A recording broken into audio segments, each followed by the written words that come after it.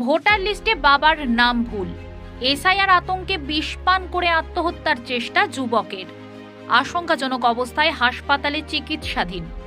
ঘটনা সামনে আসতেই ব্যাপক চাঞ্চল্য। খবর পেয়ে হাসপাতালে তৃণমূল নেতৃত্ব। মালদার হরিশ্চন্দ্রপুরের মহেন্দ্রপুর গ্রাম পঞ্চায়েতের নাজিরপুর বুথের ঘটনা। ওই এলাকার বাসিন্দা রাজেশ আলী এদিন বিষ খেয়ে আত্মহত্যা করার চেষ্টা করেন। দেখুন বিস্তারিত।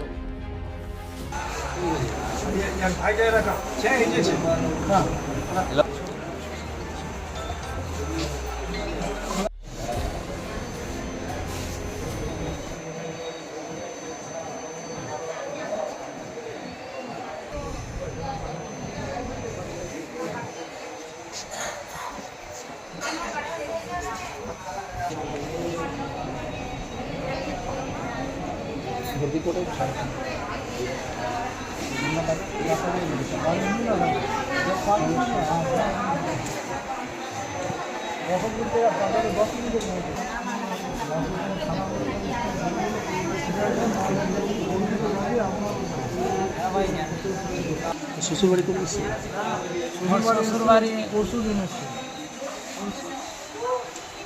শ্বশুরবাড়ি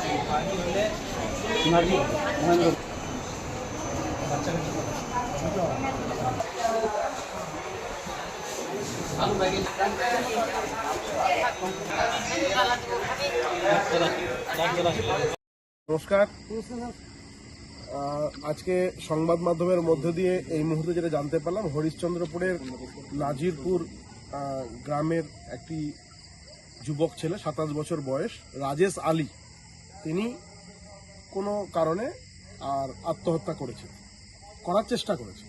সেক্ষেত্রে মাননীয় রাজ্যের প্রতিমন্ত্রী, স্থানীয় বিধায়ক আর সেখানে পৌঁছেছেন।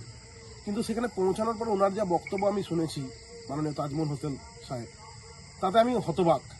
আবার একদিকে হতবাকও নই। যে সমস্ত শ্রোতা বা দর্শক আমার কথা শুনবেন তাদের কাছে আমি ক্ষমা প্রার্থী, কারণ একজন রাজ্যের মন্ত্রী বা প্রতিমন্ত্রী তিনি এখনো পর্যন্ত ক্লিয়ার নন যে ভারতবর্ষের সরকার বা বিজেপি এবং নির্বাচন কমিশন, এই দুটো বিষয়কে তিনি নিজেই গুলিয়ে ফেলছেন, এবং কোনটা রাজ্য মানে নির্বাচন কমিশন আর কোনটা ভারতীয় জনতা পার্টি বা ভারতবর্ষের সরকার সেটা উনি না জেনে আর এসআইআর আতঙ্কে নিজে ভুগছেন, সেটা তার প্রমাণ। কারণ তার যে ভোট ব্যাংক, সেই ভোট ব্যাংক এবার আগামী 26-এর নির্বাচনে হয়তো কোথাও না কোথাও নষ্ট হতে চলেছে, ধ্বংস হতে চলেছে। সেই আতঙ্কেই তিনি পশ্চিমবঙ্গের যত রকমের আত্মহত্যার ঘটনা ঘটছে সবটিকেই এই শাসক দল তৃণমূল মমতা ব্যানার্জির নেতৃত্বে সেটাকে এসআইআর আতঙ্কে আত্মহত্যা করার চেষ্টা করছে বলে তারা প্রমাণিত করার চেষ্টা করছে। তার অন্যথা হয়নি। যেমন করে রাজ্যের প্রশাসন এবং রাজ্য সরকার একত্রিত হয়ে গেছে বাংলার মানুষকে নির্যাতন নিপীড়ন করার ক্ষেত্রে, সেরকমই তারা ভাবছেন যে এই এসআইআর নির্বাচন কমিশনের যেটা সিদ্ধান্ত সেটা হচ্ছে ভারতীয় জনতা পার্টি বা বিজেপির সিদ্ধান্ত। সেই জন্য আমি অনুরোধ করব যে সেই যুবক ছেলেটি যে কারণে আত্মহত্যা করার চেষ্টা করছে সেই কারণ অবশ্যই তদন্ত হবে এবং আগামী দিনে উঠে আসবে।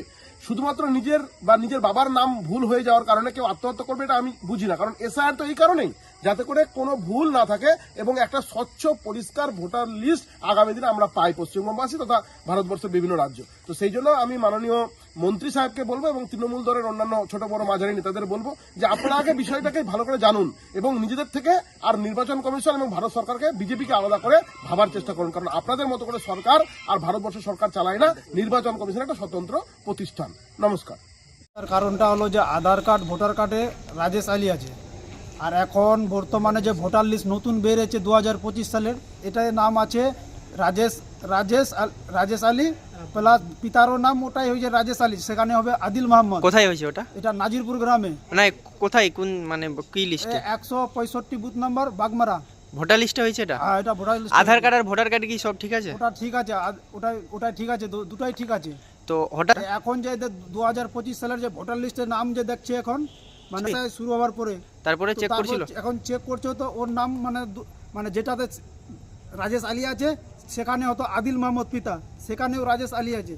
মানে তার জন্য ও মানে হয়ে গেছে, মানে আতঙ্ক ছড়িয়েছে ওর দিমাগে কিছু।